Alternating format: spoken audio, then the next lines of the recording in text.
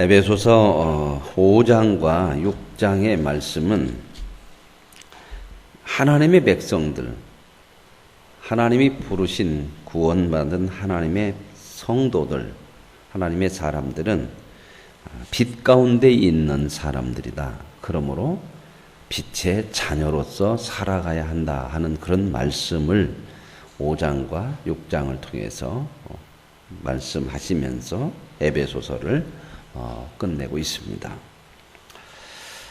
5장 1절에 보면 그러므로 사랑을 받는 자녀같이 너희는 하나님을 본받는 자가 되라. 여기서 우리를 성도를 구원받은 하나님의 백성을 뭐라고 얘기하냐면 사랑을 받고 있는 자녀라고 말씀하고 있습니다. 사랑받는 자녀라는 거죠. 그러니까 우리가 신앙생활하면서 하나님을 우리는 우리에게 뭔 복을 주는 어떤 대상 이런 정도가 아니고 우리의 아버지로 내가 그분의 자녀로 이런 관계를 가지고 하나님을 보고 믿어야 된다고는 거죠. 그러므로 자녀가 부모를 따라가는 것은 뭔 상을 받기 위한 것도 아니고 부모에게 뭔 대가를 요구하는 것도 아니죠. 그 부모를 따라 사는 것이 그게 복되고 아름답고 당연한 삶이라고 하는 것을 여기에서 말씀해 주고 있습니다.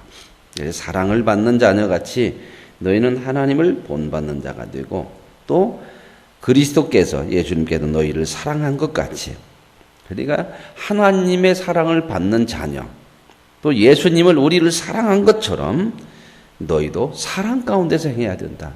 그러니까 신앙의 중심이 가장 핵심이 뭐냐면 사랑이죠. 어떤 조건이나 자격이나 환경이나 이런 문제가 아니고 신앙은 사랑이죠. 저와 여러분이 구원을 받고 또 하나님 앞에 하나님의 자녀로 인정받는 건 전부 사랑이잖아요. 구원받을 때도 받을 만한 자격이 있어서 받은 게 아니라 하나님의 사랑으로 구원을 해주셨고 구원받고 나서도 하나님의 자격이 있어 자녀다운 자격이 있어서 사랑을 받는 것이 아니라 하나님께서 사랑해 주시기 때문에 오늘 우리는 하나님으로부터 사랑을 받는 사람이 되어진 줄로 믿습니다. 그러므로 우리도 이런 사랑을 하라는 겁니다. 어떤 자격, 조건 이런 걸 가지고 사랑하는 것이 아니고 하나님의 사랑을 받은 자로 하나님의 자녀들 하나님처럼 그렇게 사랑한 게 하나님처럼 사랑하라고 하는 것은 하나님과 같이는 사랑할 수가 없죠 우리가. 그런데 어떤 사랑이에요?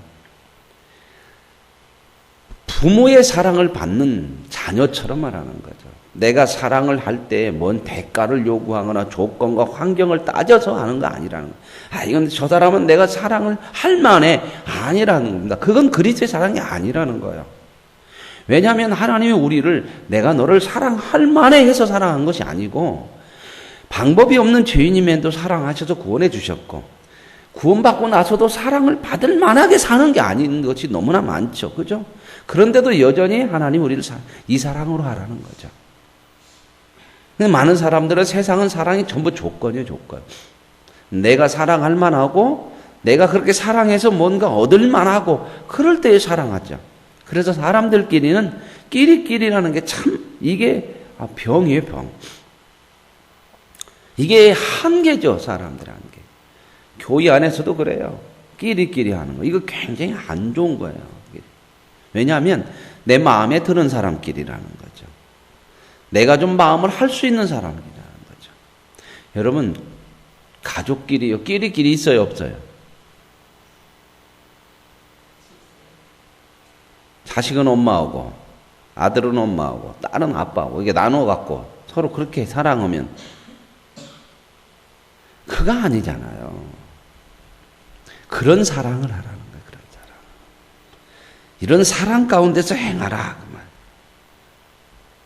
그러면서 이제 보세요. 그 사랑을 하려면 어떻게 하느냐? 자기를 버려야 된다는 거죠. 예수님께서 어떻게 이런 사랑을 하셨어요? 자기를 버려가지고 다른 사람, 사랑의 대상을 위해서 제물이 됐다는 겁니다. 세상은 자기를 버리고 사랑하는 것이 아니라 자기를 사랑해요.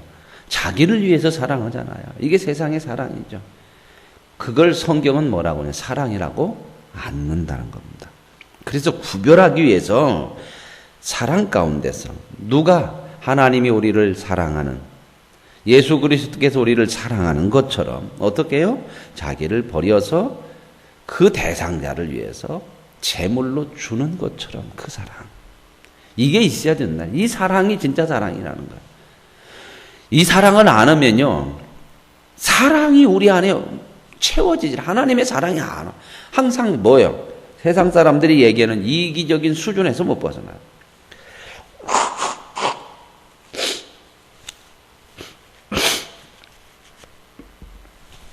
가장 사람이 인격이 되고 사람다운 게 뭐냐면요. 얼마나 많이 배웠냐. 얼마나 그 수준이 있냐. 얼마나 어떤 위치가 있느냐. 이게 아니라 그 사람이 정말 사랑이 있느냐를 보면 그 사람됨을 알 수 있는 거죠. 그죠? 여러분 어떤 사람을 원하세요? 아주 대단하고 똑똑하고 능력이 있는데 정말 사랑이 없어도 냉랭한 사람하고요. 조금은 모자라지만 그 옆에 가면 따뜻하고 그 옆에 가면 위로가 되고 어떤 사람이 여러분 좋을 것 같아요. 우리가 사랑 가운데서 행해야 된다고 하는 건 뭐냐면 내가 그런 사랑으로 그리스도의 사랑으로 하나님의 자녀된 아버지를 본받는 그런 사랑을 하면요. 그 상대가 사랑을 받는 것도 중요한데 가장 중요한 건 뭐냐면 내 자신이 그런 하나님의 사랑을 할 수 있는 사람으로 만들어진다는, 그렇게 세워져 간다는 거죠. 진짜 훌륭하게 되는 것은 사랑으로 훌륭하게 돼요. 근데 오늘날 너무 이 부분이 치우쳐져 가지고 이게 메말라 버렸어요. 어떻게 하면 공부 많이 하냐? 어떻게 하면 1등 하냐? 어떻게 하면 인정받냐? 어떻게 하면 능력을, 이런 것에 너무 치우쳐서 사람들이 뭔가 좀 세상에서 성공했다고 그러지만은 정말 따뜻함이 없고 배려함이 없고 상대를 위하는 것이 없는 그런 모습. 때로는 무섭죠. 그죠? 그런 사람들이 더 냉랭하고 더 아주 그냥 냉철하고 아는 것은 많이 아니까 지적이나 비판이나 이런 것은 아주 굉장히 날카롭고, 근데 뭐가 없어요? 따뜻함이 없어요. 이게 굉장히 신앙에 있어서 하나님께서 우리에게 말씀하시는 거예요. 하나님을 본받는 자가 되라는 거예요. 하나님을 본받는다고 하는 것이 우리 수준이 교회만 다니고 기도만 하는 것이 아니라 이게 있어야 되는 얘기예요. 하나님을 본받는, 사랑 가운데서 행하는 거죠. 누구의 사랑을 받은 자처럼 하나님의 사랑과 예수 그리스도의 사랑을 받는 자처럼. 그래서 그런 사람들은 이제 3절 이하에 보면 음행, 탐욕 이런 것 버리고요.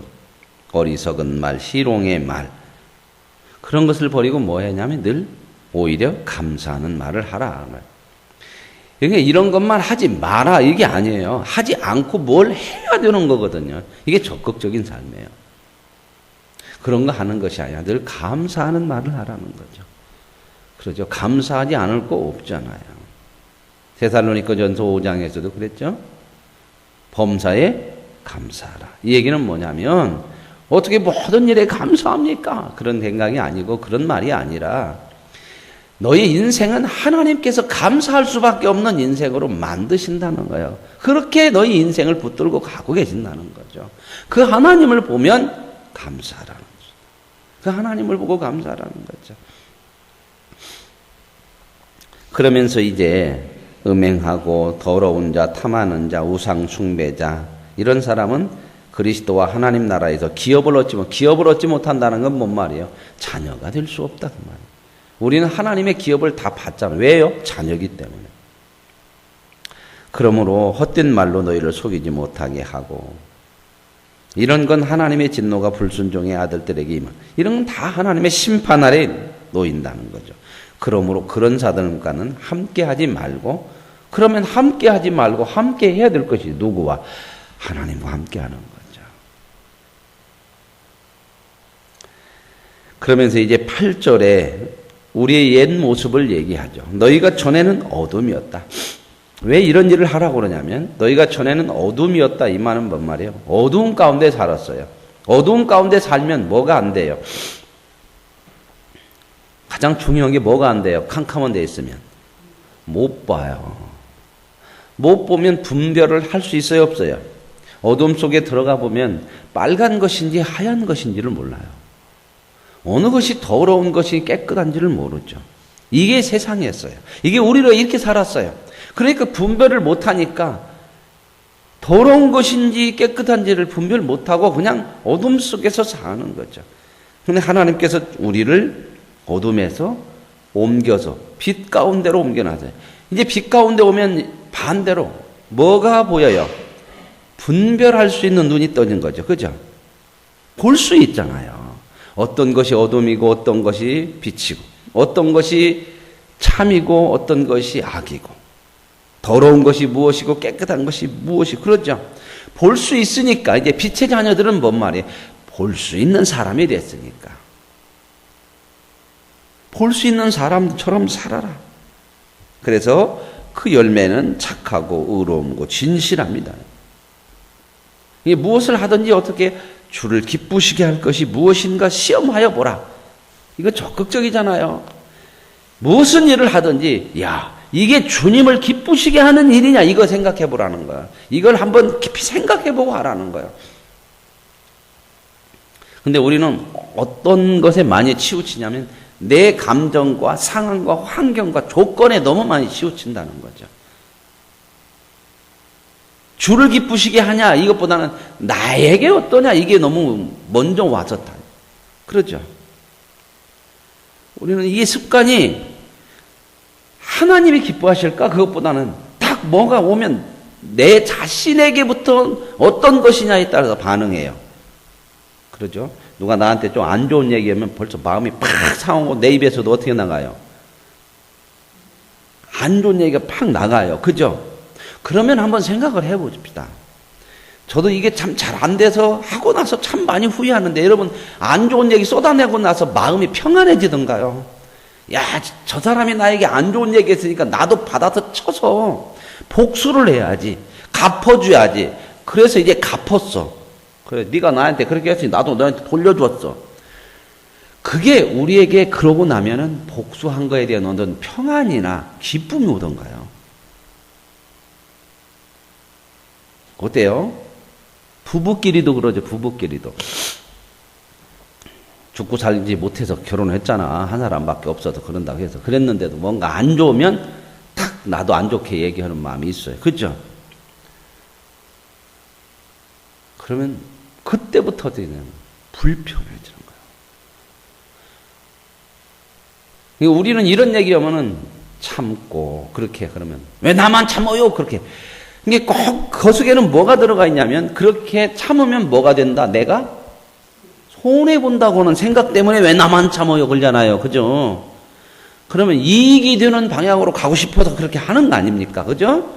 근데 냉정하게 생각해 보세요. 그게 이익이 되는지 안 참아가지고 나도 똑같이 해가지고 그게 내게 이익이 되는지 아니에요. 이익이 안 돼요. 그럼 왜 우리는 그런 생각이 자꾸 나만 참아요 이 얘기가 먼저 나오냐? 죄성이 우리가 아직 훈련이 안 돼서 그래. 근데 참아내고 내가 그렇게 하지 않고 오히려 사랑의 말을 한다든지 사랑의 아름다운 모습을 하면요. 상대가 반드시요. 물론 그렇지 않은 사람도 있지만 더 죽이려고 하지 않아요. 오히려 더 미안해. 그러므로 내 마음에 어떻게 해요? 평안이 오고 기쁨이 와요. 그러면 어떤 것이 이익이요? 주를 기쁘시게 할 것이 무엇인가 깊이 생각하면서 하는 것이 이익이요. 내 상황과 내 조건, 내 생각대로 하는 게 이익이에요. 우리는 신앙생활하면서 하나님의 말씀을 때로는 불만스럽고 너무 부담스러운 것으로만 자꾸 생각하는데 그게 아니에요. 여러분에게 뭔 이익이 된다고 하면 별거 다 하죠. 직장 생활하면서 나가서 사는 거 보세요. 이익이 되는 것만 있으면 다 하잖아. 그냥 꼭 참고 꼴딱꼴딱 참고 넘어가고 그러죠. 이놈의 직장 그만 때려쳐가 1000번 만번 되는데 아침에 일어나면 가죠. 그러면서 어디까지 가요? 대부분 퇴직할 때까지 가. 정말 우리에게 이익이 되는 것이 주를 기쁘시게 할 것이 무엇인가 시험해라. 이 말은 뭐냐면 그것이 다 우리에게 이익이 되는 거예요. 뭔 상황이 벌어지면 하나님이 기뻐하시는 것이 뭘까 먼저 생각할 때마다 뭔 생각을 하냐면 이렇게 하면 나는 이익 봐. 이렇게 하면 내게 좋고 이렇게 하면 내가 복돼. 이걸 막 생각을 하셔야 돼.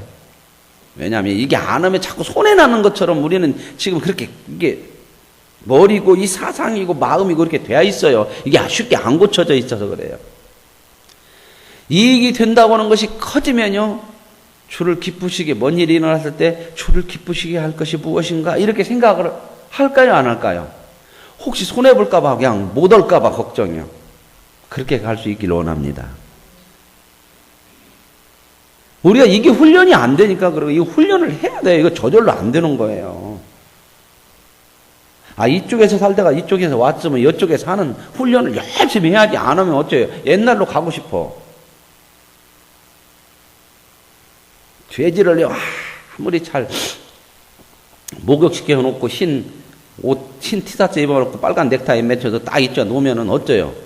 돼지가 아이고 이제부터는 흰 옷 입었고 그냥 빨간 넥타이 맺고 와이셔츠도 흰 거 입었으니까 여기서 있어야지. 아니요. 한참 있으면 어떻게 해요? 다시 그 돼지 우리 쪽에서 고쳐받고 잔다니까. 왜요? 돼지라는 본성이 안 바뀌어서 그래요. 돼지는 안 돼요. 근데 우리는 어때요? 바뀌었어요. 옮겨졌어요. 그리고 옮겨진 것만이 아니고요. 본질이 이제는 바뀌었어요. 누구의 자녀로? 하나님의 자녀로. 그러니까 이제 보일 수 있고 생각할 수 있는 사람이 됐다는 거예요. 돼지는 생각 안 해요. 우리는 바뀌어졌기 때문에 하나님을 주를 기쁘시게 할 것이 무엇인가 이제는 생각할 수 있는 사람이 돼 있어요. 옛날에는 우리도 똑같이 생각을 안 했어요. 주를 기쁘시게 하는 것이 무엇인가 이런 생각을 안고 살았잖아요. 어떻게 하면 잘 먹고 잘 살지 그것밖에 없었잖아. 이제 우리는 어때요? 이런 말씀을 듣고 그럴 때 그래 그렇게 해야 돼. 못해도 그런 생각들이 들어가고 해봐야지 이런 생각이 있잖아.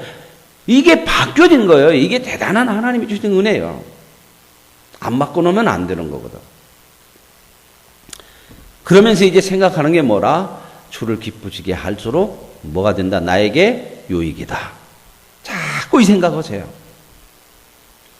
제가 돈만 많으면 주식 죽었어. 주를 기쁘시게 할 것이 무엇인가 생각만 하고 와가지고 노트에다 적갖고 하고 인증샷 해가지고 다 이렇게 확인만 해갖고 오면 100만 원씩 줄 것 같아. 그러면 하루마다 하루 살면서 그거 생각할까요 안 할까요? 직장이 안 중요해요. 뭐가 중요해요? 주를 기쁘시게 할 것이 뭘까? 주를 기쁘시게 할 것이 뭘까? 하루 종일 그거 생각할 거 아니에요. 그죠? 직장 갈까 안 갈까?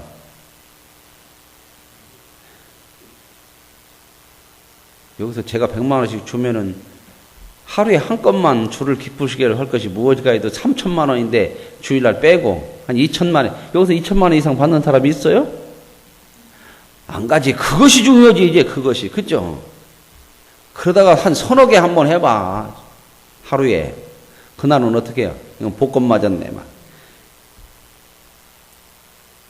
근데 내가 돈이 없는 것이 문제네. 돈이 없는. 근데 하나님이 그렇게 안 주시네. 그러면 이유가 있죠. 왜요? 그렇게 하면요. 진짜 주를 위해서 기쁘시게 할 것이 무엇인가가 아니라 돈 때문에 그렇게 하거든.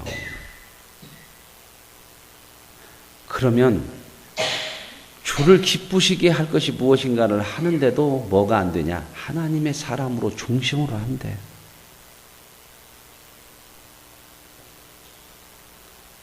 그래서 이게 오래 걸려. 돈 주면 금방 되어지는 것 같은데 중심으로 안 돼. 여러분 직장 생활 내가 이 직장을 위해서 목숨을 바치고 평생을 바칩니다. 돈 안 줘보세요. 2달만 월급 안 주면 이 가야 돼 말해야 돼. 더 이상 다녀야 돼. 정말 하나님은 우리에게 자녀요 자녀. 하나님이 우리에게 말씀하시는 것은 전부 자녀에게 얘기하는 것은 부모에게 유익되어지는 것이 아니라 자녀에게 유익되어지는 거기 때문에 말씀하시는 거고 그래서 우리는 자녀는 또 하나님의 말씀을 들을 때 어떤 명령자가 아니고 품으로써 나에게 모든 것을 허락하시고 주 위에서 말씀하시는 거로. 그래서 주를 기쁘시게 할 것이 무엇인가 늘 생각하는. 그래서 적극적으로 시험하며 살아갈 수 있는. 여기서 시험해보라고 하잖아요. 자꾸 그렇게 하라는 거예요. 해. 훈련하라. 그게 복이 있는 줄로 믿습니다.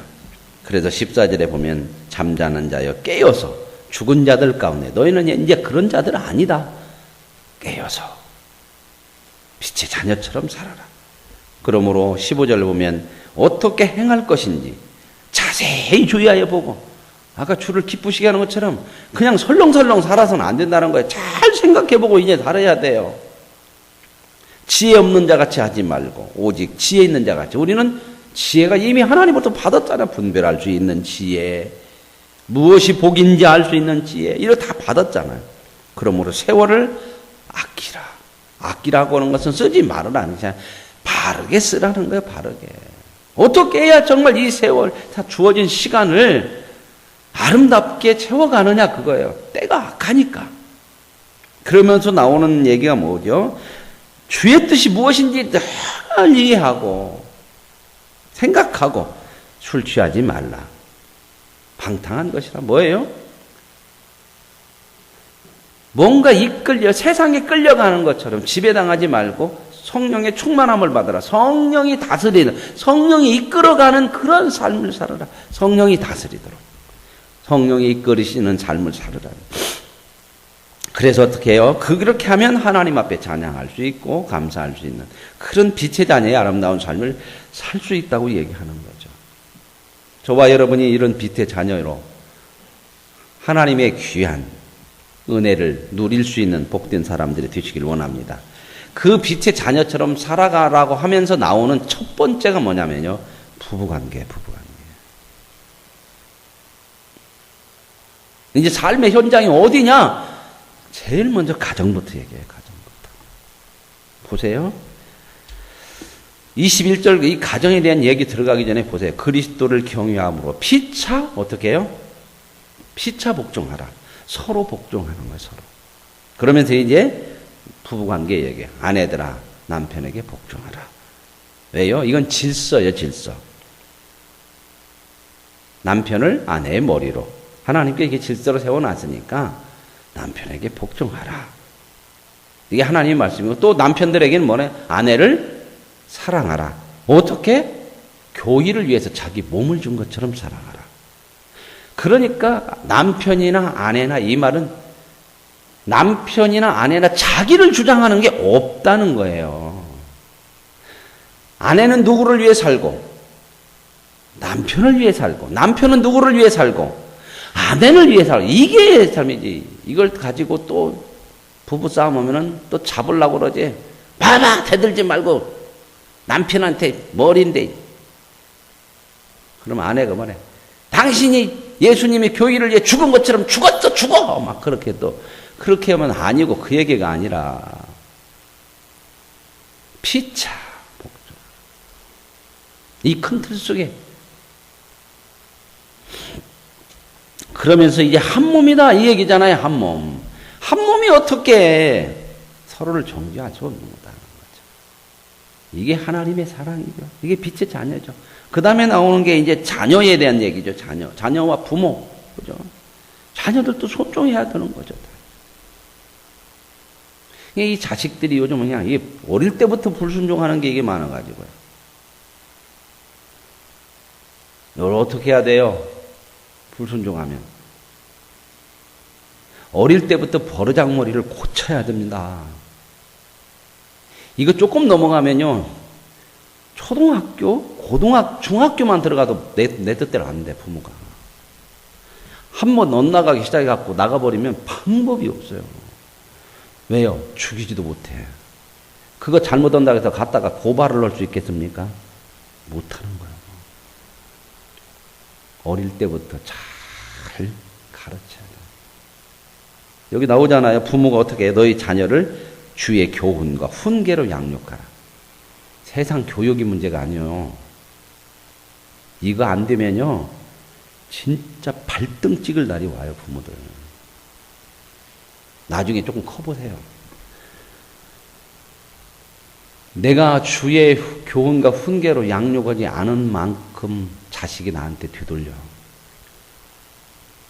가슴 칠 때가 참 많아요. 근데 우리는 어디다가만 쏟냐? 학원 뭐 다니고, 뭐 조금 배우고. 여러분, 조금 뭐 배우는 사람이 좋아요. 그래도 부모 말대로 속 안 썩이고 그런 대로 자식이 잘 크는 게 좋아요. 속 썩여보세요. 그 배운 거 아무것도 아니에요.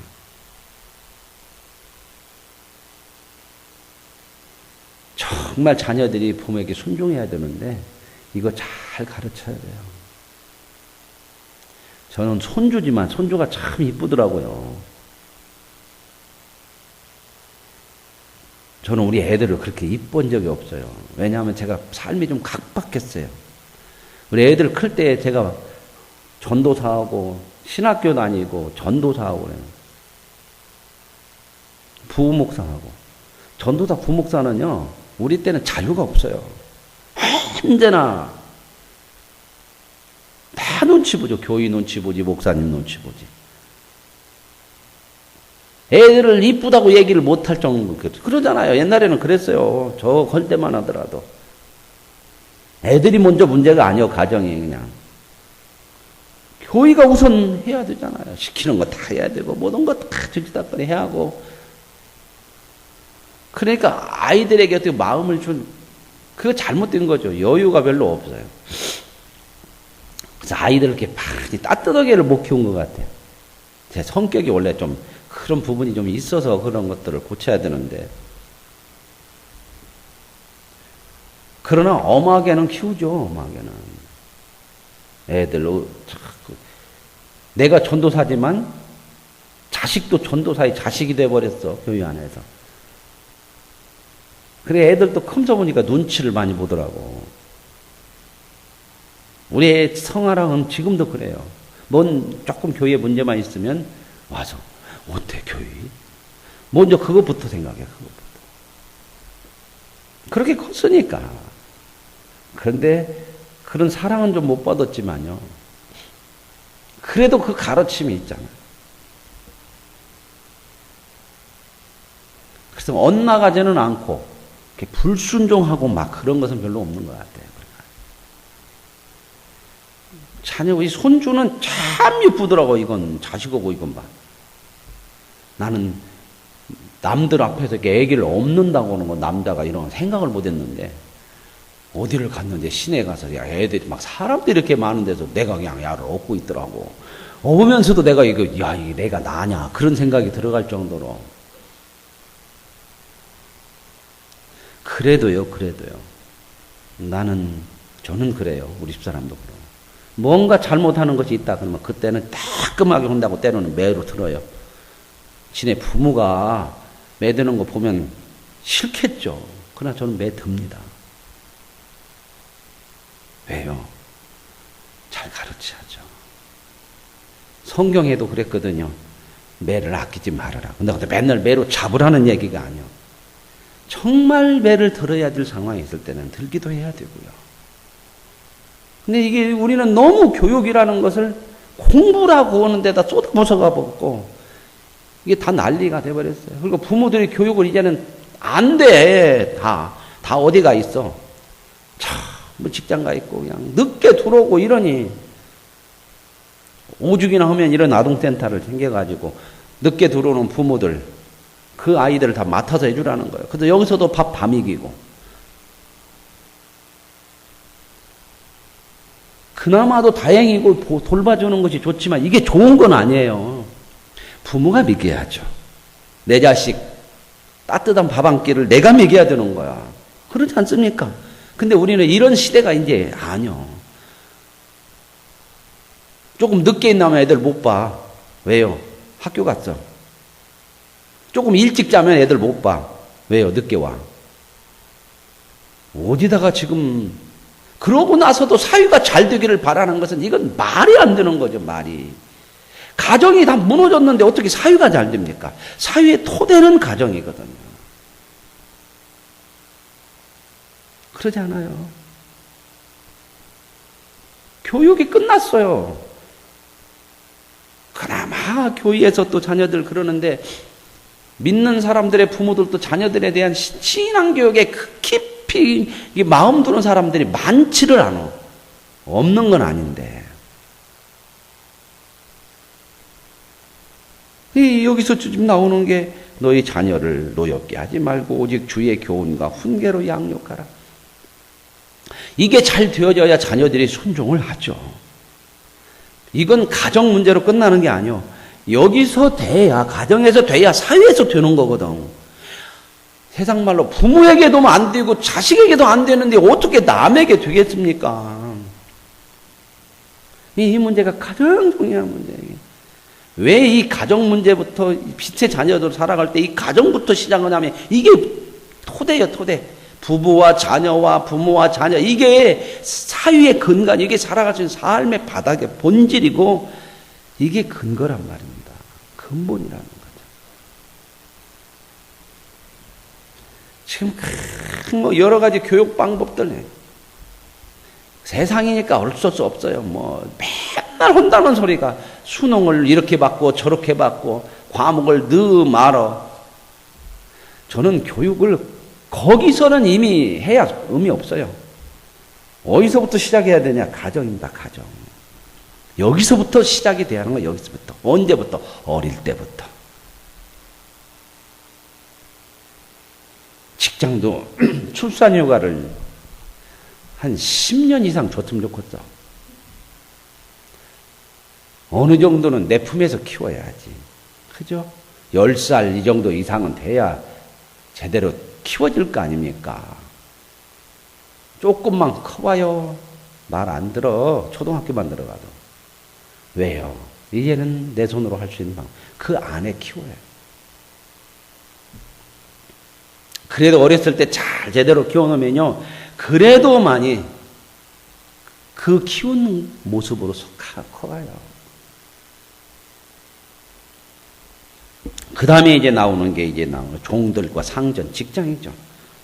사회 속에서죠. 그렇죠?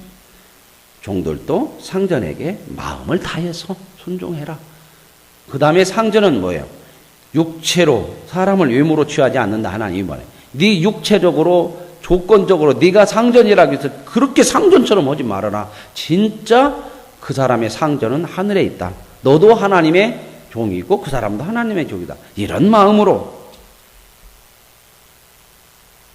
그러면서 이제 이렇게 빛의 자녀처럼 살으려면 그냥 저절로 되는 게 아니다. 그래서 이제 10절 결론이 뭐예요?